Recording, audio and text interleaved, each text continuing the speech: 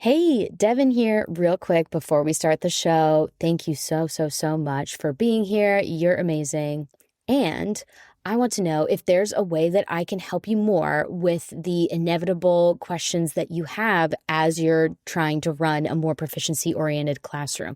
I don't know if you do this, but when I was still teaching, I used to fill up notebooks on tons and tons of questions that I had while working through proficiency with my students. So if you've got a question, I would love to answer it on the air. It would be so helpful for all listeners to hear those specific questions and see how we can troubleshoot and work through it together. So here's how it works. There is a link for you to submit your question super quick in the show notes. So click that link and I will answer it on the podcast. Thank you so much. Let's get back to the show. Hey, y'all. Salut. Welcome. We're back in the Practical Proficiency Podcast. Thanks so much for joining me. If you're new here, my name's Devin. I'm the teacher, author, and curriculum consultant behind Practical Proficiency by La Libre Language Learning. And usually the podcasts on this podcast are very much so information-based because I'm one of those people who leans more toward if you have the audacity to put yourself in front of a microphone, it should be something that you are ready to speak about, that you have experience with, all of that stuff. I'm not that into rants personally, but today I'm deciding to go in a bit of a different direction, not a rant for sure, but to tell you a little bit more about myself and my own language journey and why I got inspired to do the stuff that we all do, which is to teach, promote, and advocate for a better language instruction, why this topic is so important to me. And I want to walk you through a little bit of my own story with acquiring language, what language means to me, mostly because I think it would be really fun, but also from the perspective of I hope you get a lot of value from this, is that many times when I'm working with teachers, I work with teachers in a lot of different ways now, with virtual sessions and my membership, or when I meet teachers that I'm doing workshops with, all that jazz. But I've worked with a lot of teachers. I was a teacher for 5 years, and in that experience from meeting and working with a lot of teachers, there's a common thread that happens whether you are a native speaker or a non-native speaker in this field, which is there is a discomfort either with your own language abilities if you're a non-native speaker, and then if you're a native speaker, often working with native speakers, you of course don't need to take this language in an academic setting like school. So you might be along the lines of, I'm not really sure how to present this info to my students because this is my native language, so I'm not sure how to break it down. And I feel you, I'd be the same way if we were looking at English. So I want to share a little bit about my story with you so that we can come together and understand that this is an experience that we all have in common and that we can shift our perspective on what we feel like we need to do more of in order to be a better language teacher, and maybe give you some tips along the way of how you yourself can become a better language teacher when it fits in your schedule, when it makes you happy, and when it fuels this passion. I want to reconnect us a little bit to the passion that we have, which is language. Language is fun. So here we go. Let's start at the beginning.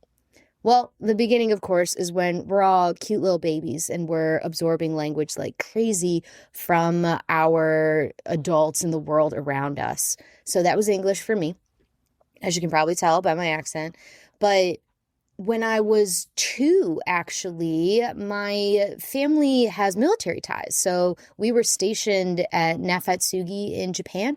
And so my first experience with language and with kids and with school, and not just my own siblings, was actually in Japanese. And I have so many memories of being at school in Japan. But the funny thing that has happened, it's the funny thing about memory, is that even though all of those memories were in Japanese, I remember them in English, my mother language, which is really funny. Like looking back on all of these times when my mom tells me all the time that like, oh yeah, because I have 3 brothers and sisters, that y'all were my translators. I relied on you guys to speak a lot of Japanese for me. My 2 older sisters both went to school, Japanese school, because the Dodd schools over there aren't I mean, they're fine, but they're not as good as the Japanese schools. Holy crap, Japanese schooling is impeccable. It's so much better than ours. Wow. But the Japanese school systems were just so good that we decided to go to the Japanese schools. And my mom is very much a sink or swim style learner. So she threw us all into the deep end and said, you guys will do great. You're kids. You'll learn the language. My older sisters have much stronger memories, of course, because they were 7 and 10 at the time. We were there for 2 years. But I was 2 to 4, so going to school in Japanese just was like, whatevs, felt normal for me. And I have so many interesting memories of interacting with and having Japanese friends, using the language a lot, never ever feeling like I was out of place, except for a couple times when some people would touch my hair on the subway. That was like the only time. But the rest of the time when you're 3, like it doesn't really matter that you might not speak the same language or that everybody else around you is different, or at least I don't have any core memories of that. What I do have are some really funny core memories of interactions with different people in my life. Most of them, of course, being people at school and my friends at school. So I don't know. I have no idea what level of proficiency I reached in Japanese when I was little. But if I didn't have any memories of having difficulties interacting, and from some other retroactive memories from my family, it seems like we were socially proficient, school proficient, all that stuff. And like, luckily I was too young that we weren't really getting into characters and reading and all that. But it imprinted on me a strong memory and an importance for me of oral communication, interpersonal communication, because me, myself, as a 3-year-old, did fine and had a lot of fun and had a great school experience. Not knowing that much English, I used the target language almost exclusively, like for most of my day until I came home. Now, of course, all of that is like retroactively looking back at this as a linguist and language professional. Scratch that. I'm not a linguist. I just really like linguistics. But like as a language educator, that's when I started thinking more about this experience. But when I was a kid, it like didn't matter to me. I just thought it was cool. And then when I came back to the States and started going to school in English, I don't really have a ton of memories of that being a problem or being different, except that I thought that school was really backwards when I came back to the States. I remember my first daycare when I was 4 or 5 that my grandma dropped me off at. That I had this feeling of like, why are we doing this? Like coming from a Japanese school where we were doing a lot of social stuff, but a lot of active learning experiences. And like I was in a band when I was 4. We did swimming lessons. We learned all these like national songs and we did stretches every day. And we were out in the garden a lot. And I remember going back to kindergarten, quote unquote kindergarten in the US and thinking to myself as a kid, like, why is this all just playtime? Like it was really confusing to me. And it was also a little jarring that we like school didn't really feel like school. Like we didn't have like strong objectives. But of course my kid mind was thinking more about like, cool, this is more playtime, but like, when are we going to read more stories and stuff? So I don't know if it was just my specific daycare, but that is my very fuzzy 5-year-old memory of like, what is happening? Is this just like extended recess all the time? Super funny. Also, that was in the 90s. So who knows? I'm sure daycare is really different now.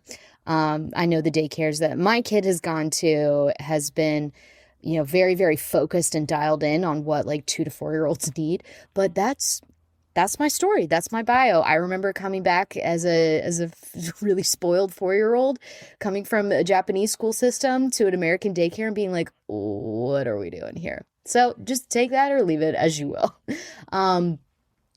My next experience with language, like for a while, I didn't even really think about it, except that one of the things that really stuck with me culturally wise that I didn't really realize at the time is that my gestures, my body movements, and the way that I liked to dress and wear my hair were very Japanese for like the first, like up until I was 10 or 11 and started caring about and paying more attention to what my peers were doing.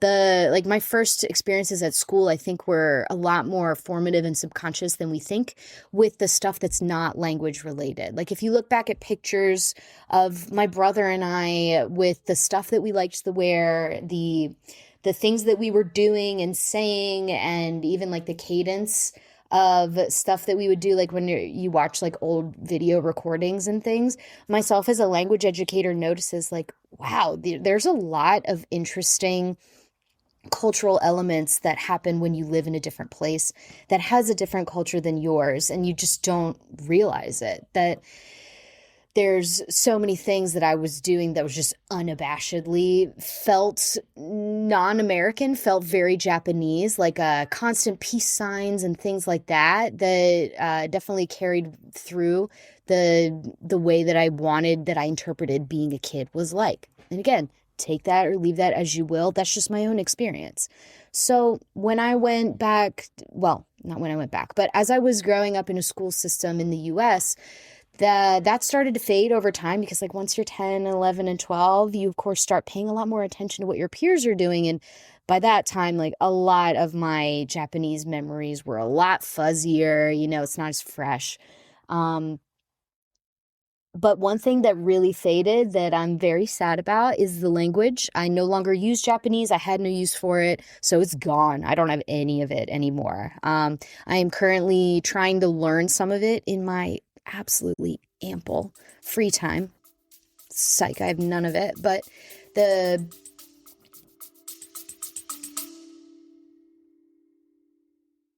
Hey y'all, Devin here. To thank you for being a listener, I have a free audio training for you to help increase your target language use and reduce your prep time. Hey yo. It's called the Joyful CI Classroom System. It's a 100% audio training, so you can listen anytime on the go. And in it, you'll learn how to replace energy-draining prep with simple, joyful, and repeatable classroom routines.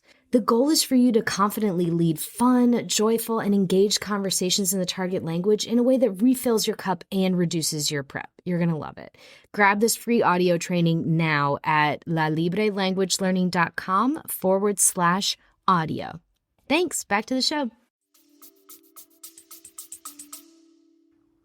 The drive is still there. I would love to learn Japanese and to get more into it, because it's my first memory of language, and it's really cool. It's beautiful language too. So I would love to go back to Japan and experience Japan as an adult and see or if there's any similarities from 30 years ago, what any of that is like. And it's a really special language for me because of that. Now, my first real experience as a language learner in a school setting was in 7th grade, when I chose to take French. And I chose to take French in 7th grade because, not Spanish like a lot of my friends, but I chose to take French because I used to go to a summer camp that was pretty close to the Canadian border. It was in, where was it? New Hampshire. And so in New Hampshire there, and in Maine and in New York and stuff like that, there's a lot of summer camps that a lot of Canadian kids go to because it's pretty close. And at that camp, I had a friend in my cabin in summer camp that spoke French and did not speak a lot of English. Like, her parents were also very sink or swim, but she was 10, so it was a really intense experience for her. They sent her to an English-speaking camp so that she could learn English, and like, let me tell you, it was very sink or swim for her. There were so many moments where she would be crying at night because she couldn't understand what was going on around her. It was really hard for her. But she came back every year, and by the end of her 7-year time, I guess you could say, her English was amazing, like to the point where like we were really, really close friends and we could communicate really well in English, and she was saying jokes in English. So there's definitely a valid reason for that. I'm sure her parents were thinking of her well-being when she was, 17 or 18, and she had 7 years of the summer camp experience. But we went to summer camp together for a long time, and her language journey is really interesting to think about. And I also had some friends who were semi-bilingual where they had a limited proficiency in English, but of course, their mother language was French, but it was, they were able to communicate a little bit, but there would be some very interesting moments for me, whereas like a 13 or 14-year-old, like all you do is just like giggle with each other and make inside jokes, right? And my French Canadian friends would have trouble at that moment and wouldn't be able to be in on the joke. Like we'd have to explain it so much more in order to get them in on it. But of course, it was important that they were in on the joke because they were our friends. So that was a very eye-opening experience for me, is being around other people who had some experience with language, but didn't have quite enough to fully connect the way that they wanted to and felt left out. So when the time came to make that choice, I was like, oh, hell yeah, I'm choosing French because I want to communicate better with my friends. And of course, something I found really funny, and I didn't really figure out at the time why, but the French that I was learning in my middle school classroom and then my high school classroom was certainly pretty good quality for the time. It was enough, but I never got nearly as close as my French Canadian friends did with their limited proficiency. Like I couldn't really converse with them in French like they could converse with me in English. And I always wondered about that. Like, what's going on here?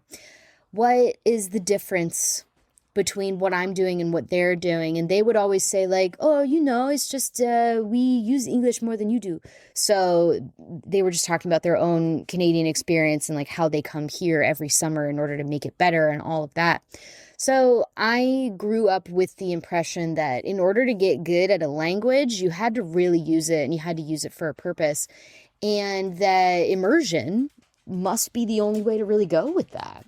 So, and I wasn't really thinking about anything for a language career, but I just knew that language was really interesting to me, and that I'm the kind of person who really doesn't like to watch people get left out. So it was one of the driving forces for me to be like, I want to learn this language so that I can help bridge that gap, or like maybe I could be in on the joke whenever they talk about stuff. Totally a good reason to learn French, right? And then in high school, I started to notice that in my classes that this was something that was easy for me. And we know in SLA research that there is absolutely a predisposition to language acquisition depending on your brain structure. And for me, I don't know. I don't really care to look too much into the evidence of this, but I have this intuition that my brain already has a lot of those pathways because I was a bilingual as a young child. So all of those neural pathways still existed in an L2, even though I was technically a monolingual, like using monolingualism in my daily life. Those neural pathways were still there. They were vibrant. They were strong. The Japanese might not be using that pathway anymore, but the pathways were there. So when it was time to tap into another language, I just used those same neural pathways. I didn't have to recreate a whole new way for my brain to understand words that I didn't know. So I was very comfortable in the classroom experiencing language that I didn't understand. I was very comfortable listening to my teacher and trying to piece things together.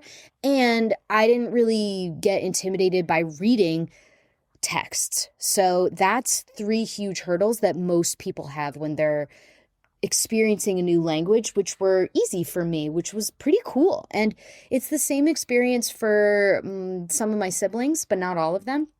So I have no idea if this is just my own brain or if this is because I have some bilingual experience as a young child from ages 2 to 4. So go check out the research and see what that says about that. But I'd be interested to know.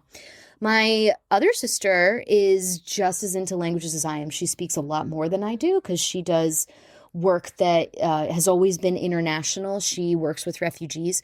So she's lived in multiple different countries and had working proficiencies in many different places that she's lived in. And it would be, I would call limited working proficiency. You know, she's doing day-to-day tasks and interactions and working with people in that language. She works mostly in English because it's an international team, and that is definitely still the lingua franca. But she takes to languages pretty easily, and she also was a French major in college. So as I was deciding what I wanted to do and thinking about where I wanted to go for college and things like that, I've always found international things to be really interesting. I didn't know what I wanted to do with it, but I chose my field of study to definitely have some French in it because French was 100% hands down my favorite subject and it was the thing I was best at. And the thing that I would go out of my way to study, and I would find so much nerdy fun in making flashcards and learning new words. And I was really into watching movies in French and all that kind of stuff. So that was not an issue for me. I, however, though, was not that into France. And I think that's worthy to mention when you are a French major, that even though we are a global language, that France still dominates the conversation a lot of the time. And as I was growing up and we were learning all about this stuff with French, most of the cultural content really was about France and sourced in France. And my experience with French was actually French Canadian. And then when I was a teenager, I went to Haiti and like 4 times. So Caribbean French and then Creole, which is really different, but related. So I was really disappointed as a high schooler going through a French program being like, why is this all about France? I don't understand. The French that I use, like I've only met one person from France in my entire life, but I've met all these people from North America who speak French. What's going on here? So that was always a little bit of a sticking spot for me. And one of the reasons actually that I thought about leaving the French program at my school when I went to college. So as I was bright-eyed and bushy-tailed going to college and trying to figure out what I wanted to do, I, of course, signed up for all the French courses. And while I was in the French program, had a great time and met a lot of people who had similar interests in me. And we would do, all kinds of nerdy shit like get coffee and talk in French to each other and talk about all the fun French language shows we were watching. Again, most of them from France, and had a great time. I loved it. And then it came time to make sure that I had something to go along with this career that would be something that I could make a living off of and be useful and all of that. And being a teacher didn't appeal to me when I was in high school. But when I was in college, I loved the idea of helping other people fall in love with language too. And then as soon as I got into a classroom environment, I realized that so many things and so many activities and different things that I loved to do as a kid were all natural teacher skills. Like I love getting up in front of a room and talking. I love sharing what I know, and I love teaching people. It's one of my favorite things in the whole world is to teach somebody a skill. And I used to be that person at college parties who would, we're just going to go ahead and say that this is an adult episode, but when you're drinking beers with your friends in college, like I would always spiral into conversations about like, what about this? What if school was like this? What if our professors did this? And my friends would be so annoyed with it being like, please stop talking about education already. And here we are on an education podcast. So this is probably where I should have been all along. But many of those conversations too, especially when you're drinking in college, would end up being in French. So I would find people who were also language majors. Like we would, how sometimes the people that you have similar interests in, you guys just find each other at parties. It happens all the time. I was famous in college for having all kinds of multilingual nights where I would spend many conversations in French talking to people, like 2 a.m. leaving a bar. And it was really, really fun. I loved it because, sometimes you're too shy to do that in your real life. But at 2 a.m., yeah, you have zero inhibitions about stumbling home from your bar of choice in a different language. That was actually a really fun part of college for me. I used to hang out a lot with the international students.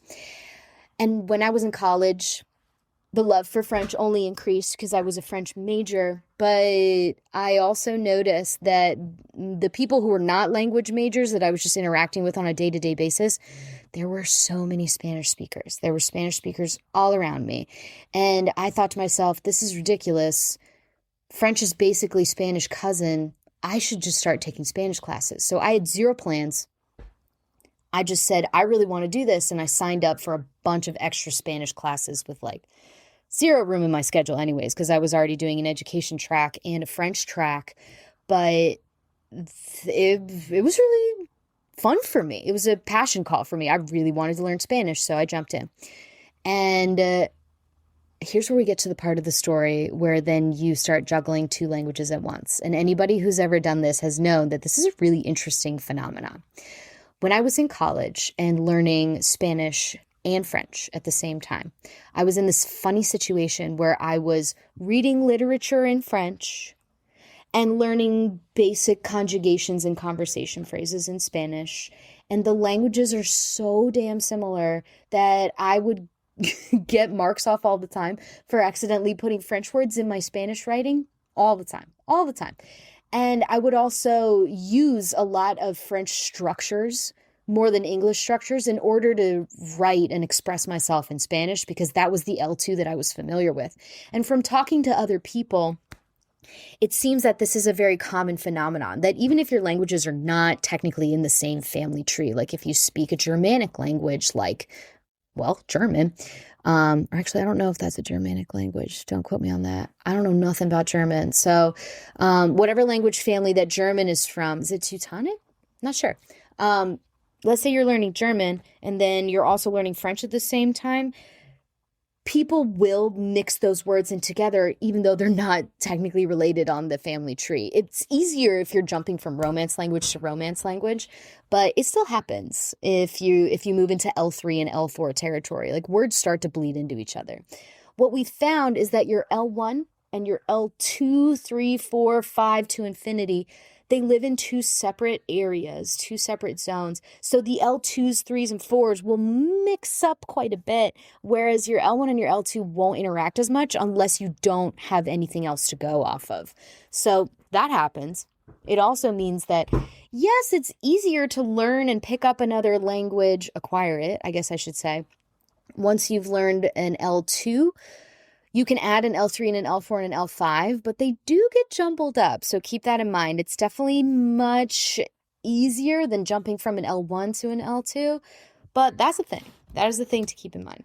So as I was enjoying this little jump, I fell in love with everything about Caribbean history, Latin American politics, Latin American culture.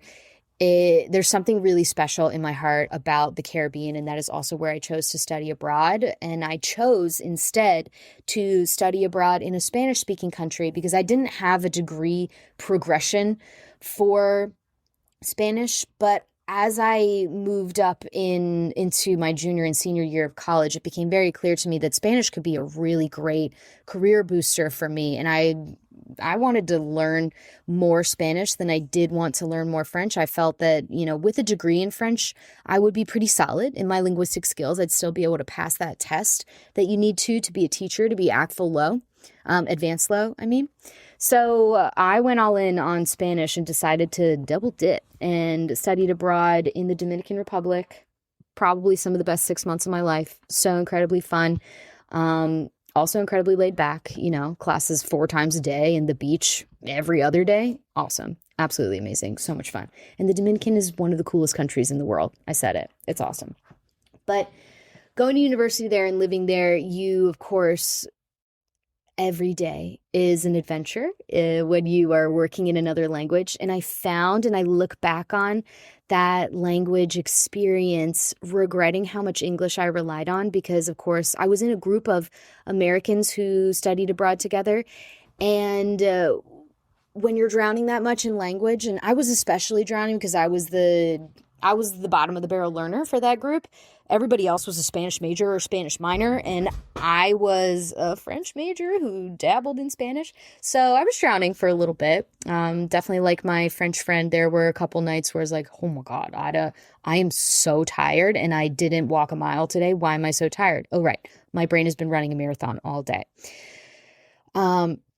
Something to briefly touch on with that experience as well is that it solidified for me that there are some definite stages to language acquisition, because I noticed some things that were similar to my experience, that were very similar to things that I had seen growing up from other people trying to get a working proficiency in a language. And that the moments of frustration and the moments where I couldn't communicate are the ones that I remember the most, but that I don't think I've ever grown in proficiency so quickly as I did when I was around Spanish all the time. My first experience, though, with understanding that something's a little bit broken about my language journey was one moment in particular before I left for my study abroad experience, and then another moment when I got back.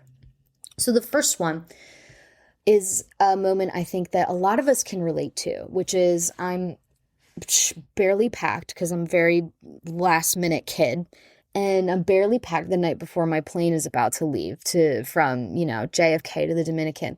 And I'm prepping all my stuff and last minute going to the embassy, and getting all my stuff together to travel internationally. And as I was sitting in the embassy in person in the New York office there, I told them and let them know why I was going to study abroad and getting my student visa and all that. And they were so excited. They were so friendly. And I got my first taste of Dominican style cafe. Delicious. So much sugar. Almost cried. It was delicious though. And the wonderful folks at the embassy started speaking to me in Spanish, asking me all kinds of questions like, where are you going to stay? And I don't know any of the other questions they asked after that because I didn't understand a damn word they were saying to me. And I could see it in their faces that they looked worried about me, actually. They were worried about how I was going to do because they asked me a couple simple questions and I couldn't respond to them. And I'm sitting in this embassy filling out a form to live there for 6 months with a family. And I'm starting to wonder if I'm a complete idiot. What is going on here? And I'm also mad because I'm a Spanish tutor at my college. I got such good grades and did so well in my Spanish classes that friends would ask me for help with their homework, that I would lead study groups. I was that kid, and I was that annoying kid in all those classes where I love language so much that I would help anybody who asked with their Spanish homework because I thought it was fun and I liked teaching. So here we are.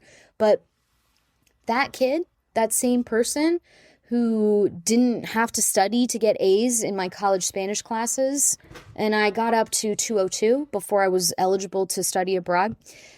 So I have a 98 grade point average, or I don't know what that is in 4.0, but I have a 98, 99 grade in my Spanish classes. And I'm sitting there trying to speak to these native speakers and I've got nothing. So I'm sweating bullets on the plane ride. I put on headphones, but I turned them off and I just listened to all of the Spanish around me to see if is there some way I can cram for this? Can I just get as much language in my head as I can before I'm going? I'm scrambling to do Duolingo lessons, panicking before I do the study abroad program. And then I get there, and in the professor world, in the university setting, for some reason, the language is so much easier. I don't know why. I do now as a language professional that teachers use comprehensible language and they use academic language. They're talking about very academic things, they use similar words that I knew from my classroom settings, words like deadlines, test, paper. Now we're going to study this. Make sure you turn this in at this time, entregame esto, that kind of stuff. Whereas street Spanish, conversation Spanish, I didn't have much. I really didn't have much. So I didn't have a lot of working proficiency in that. And luckily, my host family was used to working with newbies. So they were very, very friendly to me. They spoke slowly. They helped me out.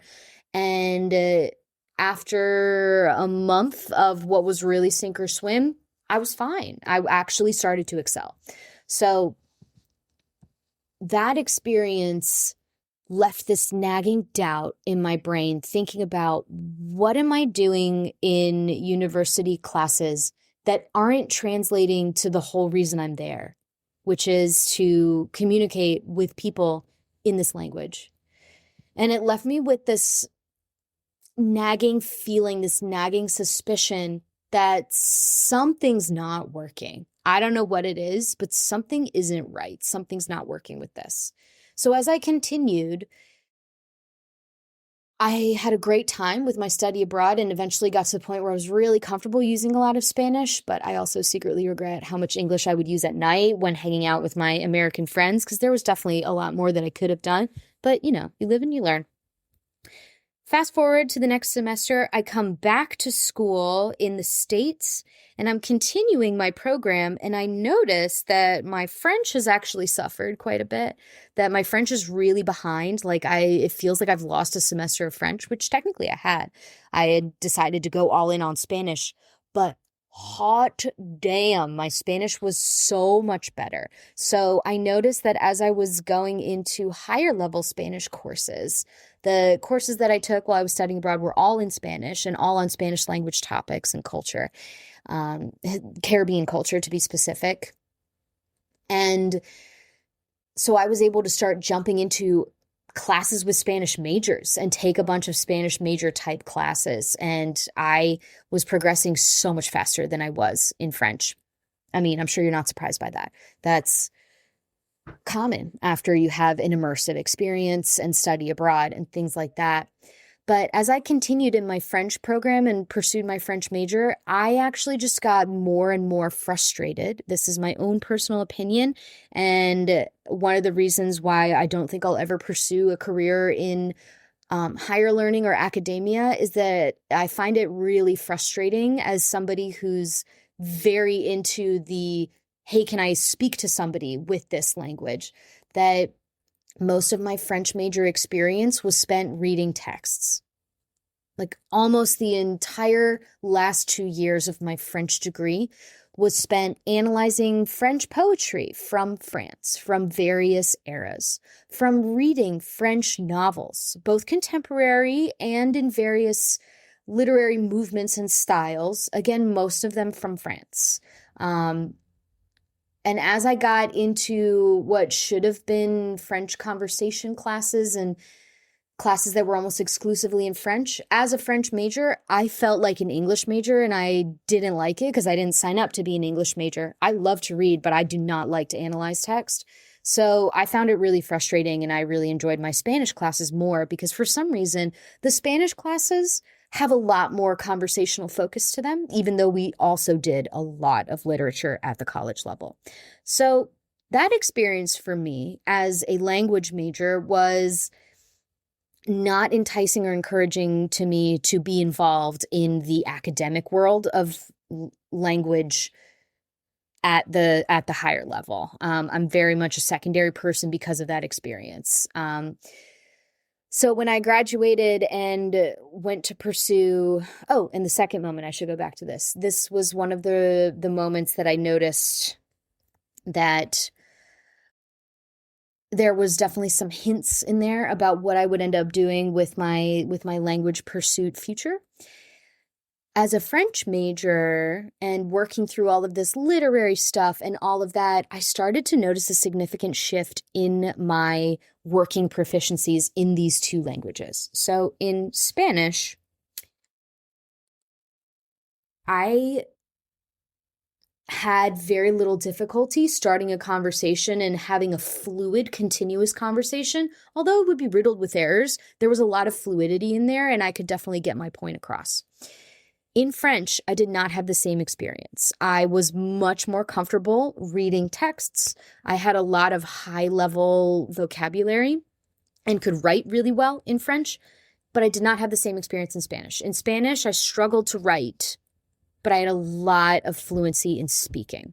And in French, I had a lot of difficulty with speaking, but had a lot of fluency in writing. Very interesting.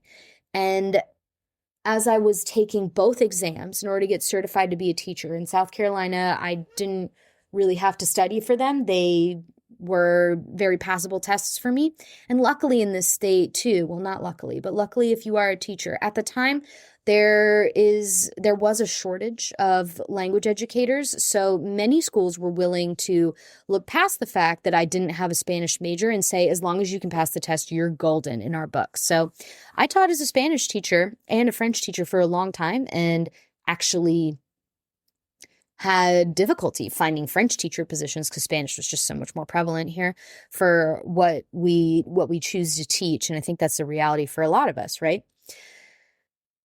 And I put away all those things in a little backpack, thinking about like, language education seems to have some funny business going on with it. I put all that away in a backpack as I moved into the language education world and started teaching my first subjects. French 1 and Spanish 1 and Spanish 2, and then French 2 later when I was really lucky, were such a joy to teach. Of course, it came with a lot of stress and pressure and a lot of busy work and all that jazz, but the actual teaching part of it was really fun, really enjoyable. I loved it. All the other stuff, not so much. But I noticed in my teaching experience at the time, which we're talking about 2016 through 2020 here, those academic years, that in that time, proficiency was something that not a ton of people were talking about and practicing in my area, at least, but we're starting to pick up a lot of traction.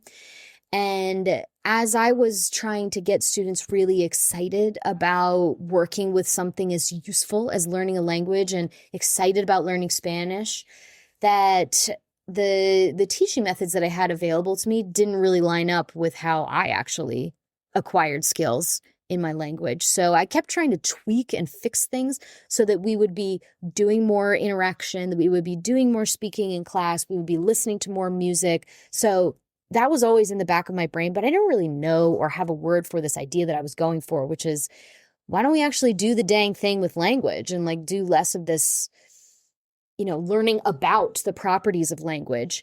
And that started to become a fully fleshed out idea from the masterful work of teachers before me who had the same issue, and we're calling it proficiency. And we're using this tool called comprehensible input in order to make that happen, that they were focusing on the tangible, the real world skill aspect of language rather than the academic side of it, the understanding how language works side of it, which is very interesting for me. But I noticed that a lot of my students didn't really care about it.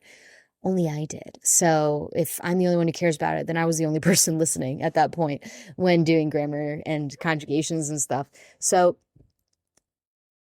that really pushed me to start looking into what this difference was. But at the time, I was also like my first 2 years of teaching, so I was just trying to survive, right? Just like everybody. But then I moved to a new school that was much closer to my house and a much better language department with tons of support. It was great. But I noticed that I was having a lot of issues with connecting with students and with classroom management. And I wasn't a new teacher, so I was wondering what was going on with that. But I had a lot of issues with management and with kids, even though Spanish is such a useful skill. Like to me, it's like, oh my gosh, like this can really help you propel your career like it did mine, or to help you make friends just with the people who freaking go to your school, right? Wouldn't that be useful to you?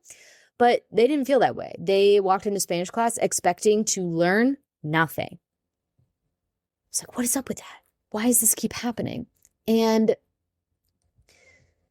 because they didn't expect to get anything useful out of class, people were not really that into the whole idea of like making a classroom community or to connect with what we were doing. And the tests that we were giving like didn't feel important to them. Didn't feel important to me either. So I figured if I'm going to do this profession that I'm not well paid for and is mostly a passion project for me, then I'm going to do it right. And I started using proficiency-based practices in class. And even though all the research was pretty cool, the reason that I'm so into it is because all of a sudden, class was easy. I didn't have to walk into class all the time and wonder if students were going to learn something that day. I started noticing that students were engaged in what was going on and that they were using the language a lot more, and they were stressing a lot less about their tests, which is a huge win. There were even some specific students and experiences that I remember where there would be students that were really disengaged in Spanish 1, and then we flipped the approach the next year in Spanish 2. And even though it was messy, we were trying out some things from comprehensible input, we were doing some things here and there. It was a very messy approach. And my assessments were a little bit all over the place, with some of them being traditional and some of them being proficiency oriented. I noticed that with the proficiency oriented assessments that I actually got a feel for what students could do with the language, and they didn't have to study as much for those assessments. It was a reflection of the work they were doing in class. And it was way more fun to teach, and my students were much happier. And I noticed that a lot of my referrals went down a lot because students came to class for the most part and felt that they were doing something worthwhile, that it was meaningful for their time. Because I work with high schoolers, so it's important to note that when you're working with students who are also adults, not yet quite full adults in society-wise, but brain-wise, they're adults, that it needs to be useful for them. It needs to be worth their time. So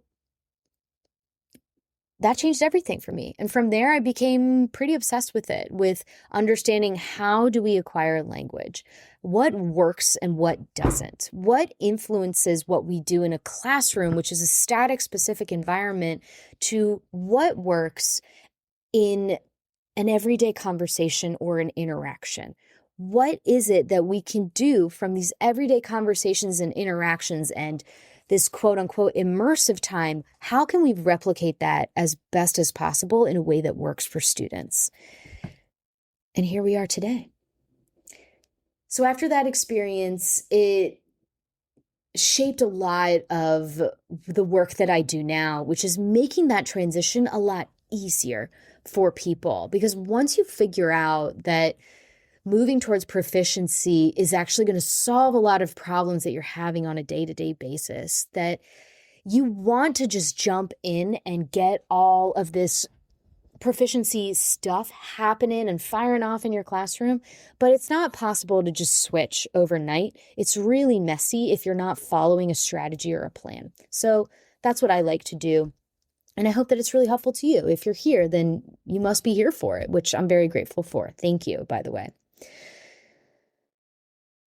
Now, as we're diving into this here, I want to conclude this little language story with where I am now. So understanding now, I spend most of my day in English, and I really miss my days in the classroom of when I was surrounded by language. Even though it was lower level language with levels 1 and 2, I was using language for the majority of my day.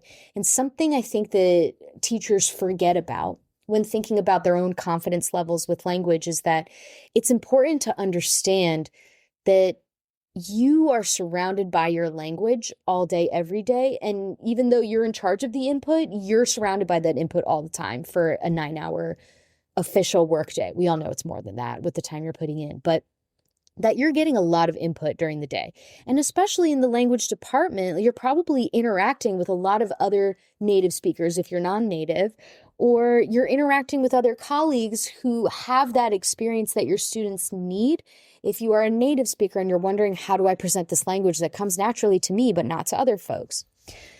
That is invaluable. That time that you have with colleagues, use as much of it as you can.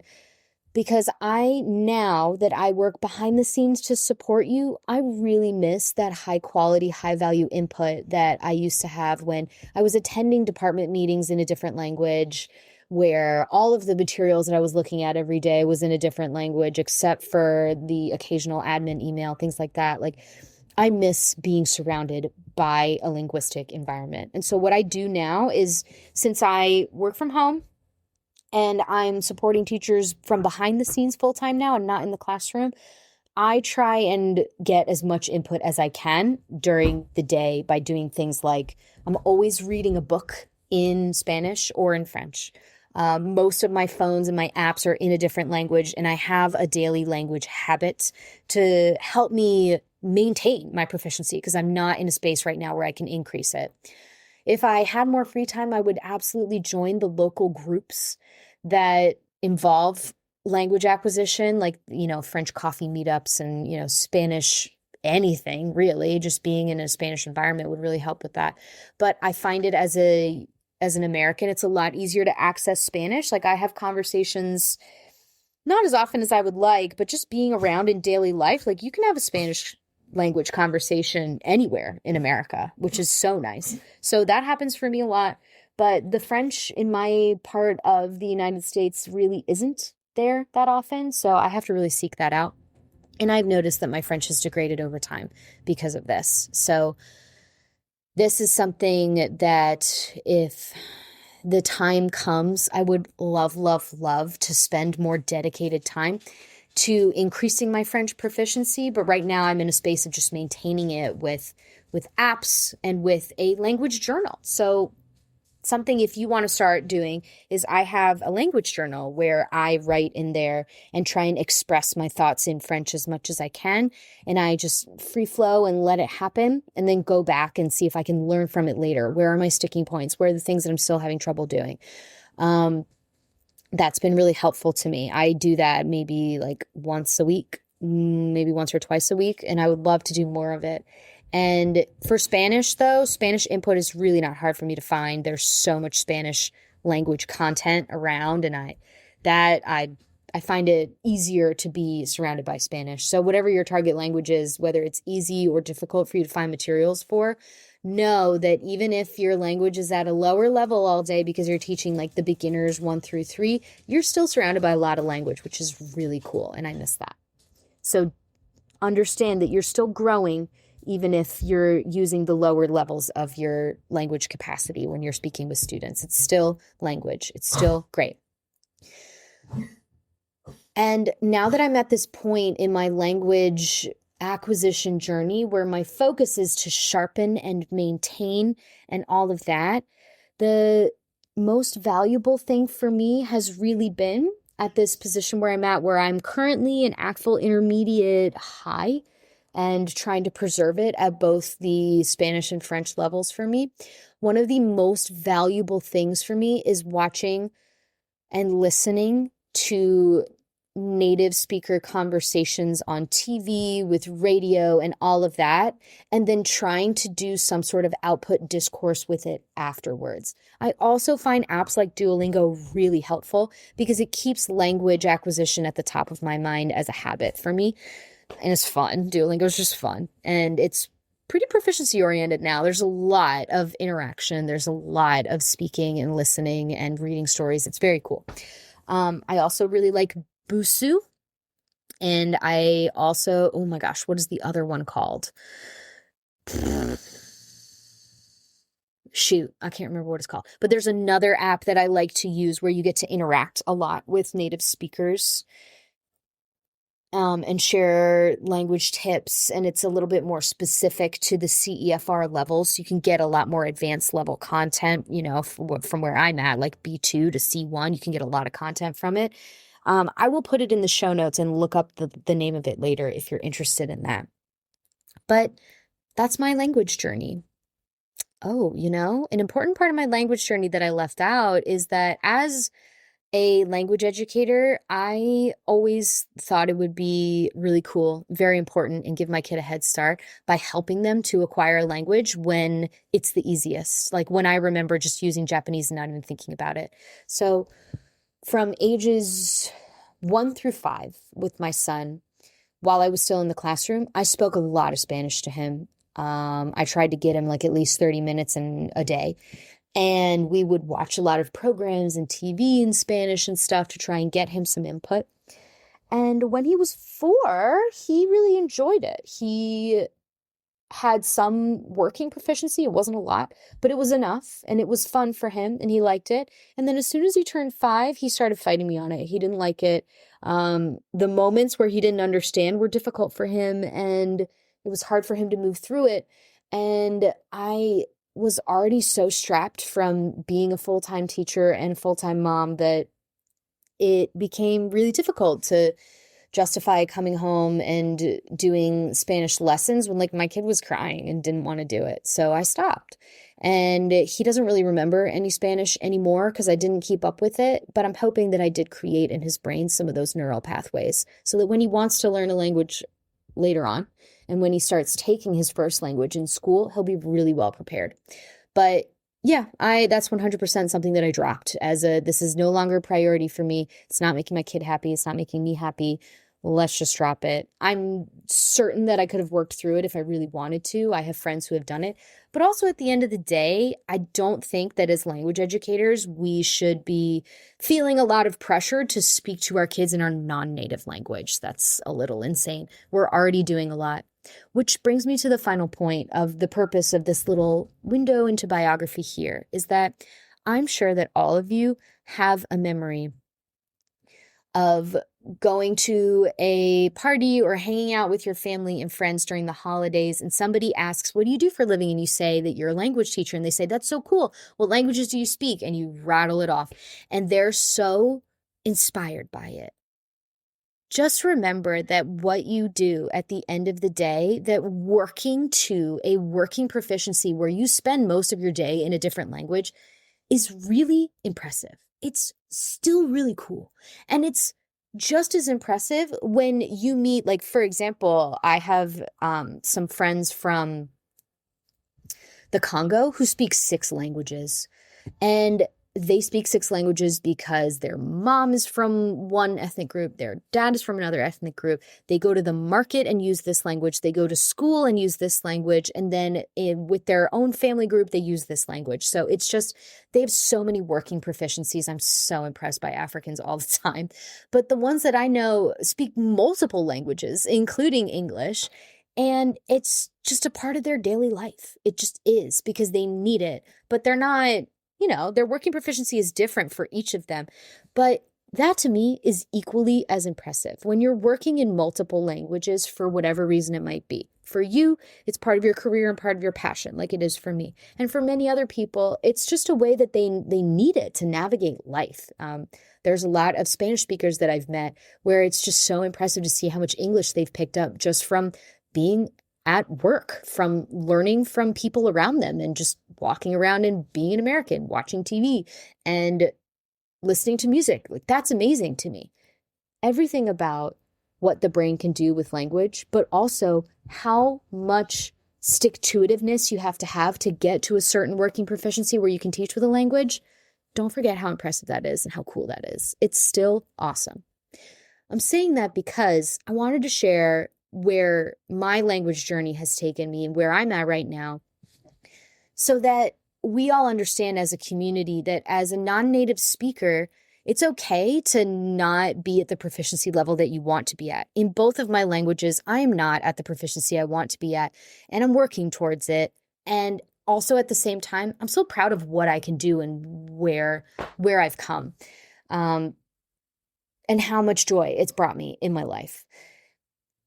And for native speakers, I think it's really important for you to remember that you bring so much to the table, and that all of the other things that perhaps you may be worried about, like how to structure your curriculum or what structure to teach and when, because this language is, of course, not something that you had to learn in school, that this is your native language, that you can fill to the brim your class structure, focusing on the strengths that you bring to the table.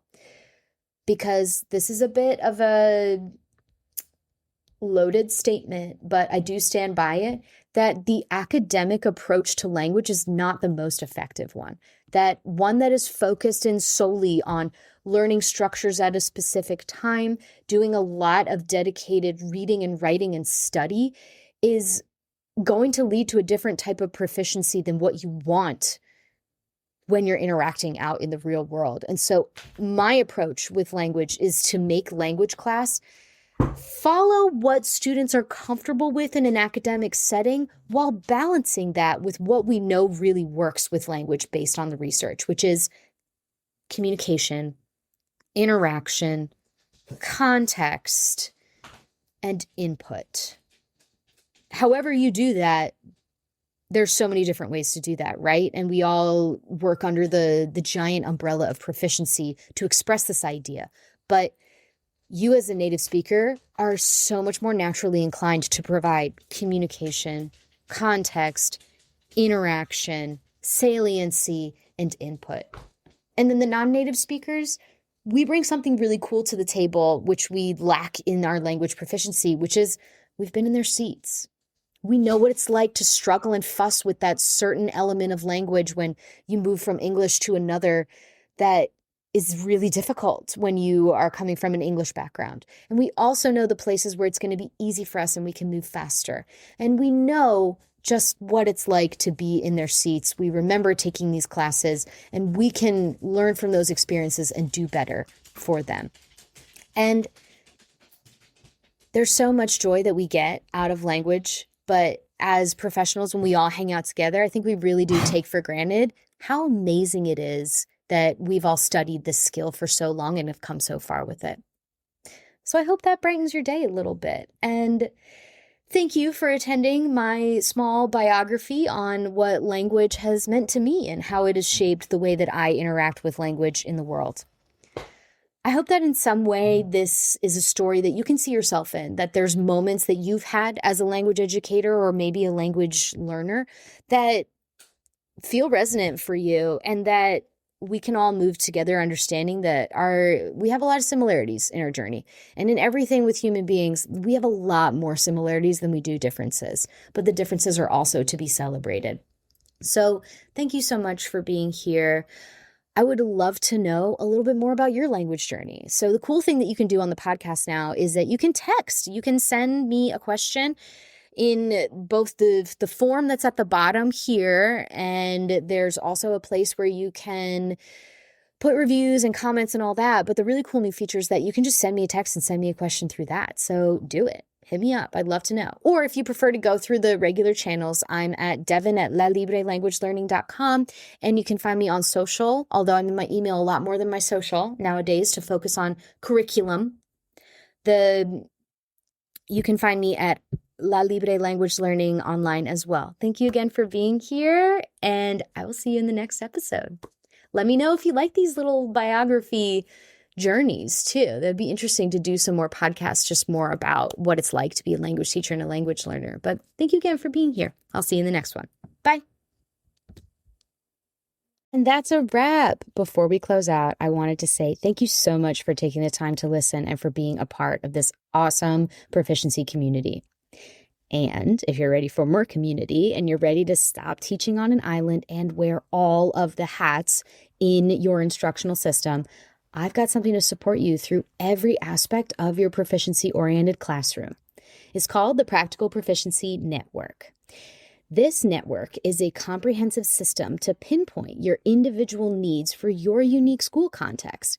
And with the resources you already have, we'll turn it into a sustainable, energy-saving, low-prep daily instructional system, rich in target language and student connections. It's complete with one-on-one instructional support, live trainings, courses, ready-to-use resources, you name it. So come meet your people. Head to lalibrelanguagelearning.com/join to find out more. You can also find the link in the show notes. Again, that's lalibrelanguagelearning.com/join to find out more. And I'll see you in the next episode.